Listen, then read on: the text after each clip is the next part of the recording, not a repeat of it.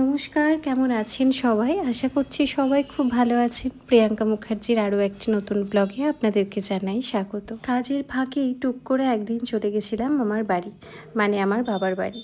বাড়ি গিয়ে আমি তো পুরো অবাক। সেখানে গিয়ে আমি নিজের বাড়ি আর নিজেই চিনতে পারছিলাম না, কারণ বাড়িতে বসানো হয়েছে নতুন টাইলস। আর সেই বাড়ি দেখে আমি তো পুরো একদম আমাদের বাড়ির জায়গাটা অনেকটাই বড়, আর তারপরে এই টাইলসগুলো বসানোর পরে বাড়িটা একদম অন্যরকম লাগছে। খুবই সুন্দর আর ভীষণ গোছানো মনে হচ্ছিল। এই টাইলসের কাজ চলাকালীন আমি একবারও বাড়ি আসিনি। এই সমস্ত কিছু কমপ্লিট হওয়ার পরে আমি বাড়ি এসেছি, আর আমি দেখে তো পুরো অবাক হয়ে গেছিলাম।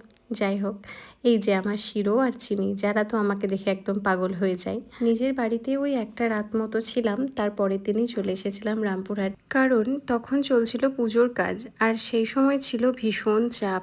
এই ভিডিওগুলো তখনকারই শ্যুট করা। এই দিদির আমি করছিলাম হেয়ার স্মুথনিং, আর ভীষণ ভালো, খুব মিষ্টি মেয়ে, প্রচুর গল্প আড্ডা, তার সঙ্গে সঙ্গে কাজটাও হয়ে গেছে বেশ তাড়াতাড়ি। আর এটাই হচ্ছে ফাইনাল রেজাল্ট। ওর কাজটা করার পরপরই ছিল আরও একটা কাজ হেয়ার স্মুথনিংয়ের, আর সেটার জন্যই আমি ভাবছিলাম কখন বেরোবো, কারণ এই সমস্ত কাজগুলো করতে যথেষ্ট সময় লাগে এবং সঠিক সময়ে কাজটা স্টার্ট করতে না পারলে শেষ হবে যে কখন সেটা আর বলা যায় না। তারপরে ছিল এই বোনটার একটা স্মুথনিং।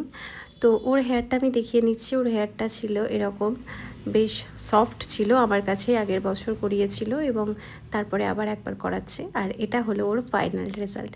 আজকের ব্লগ এতটাই। আপনাদের যদি ভালো লাগে তাহলে অবশ্যই একটা লাইক কমেন্ট করবেন, আর অবশ্যই পাশে থাকবেন। পুজোর ব্লগ কিন্তু আসতে চলেছে, তাই দেখতে হলে অবশ্যই পাশে থাকবেন। আপনাদের সঙ্গে দেখা হচ্ছে আরও একটি সুন্দর ব্লগে। সবাই ভালো থাকবেন, সুস্থ থাকবেন।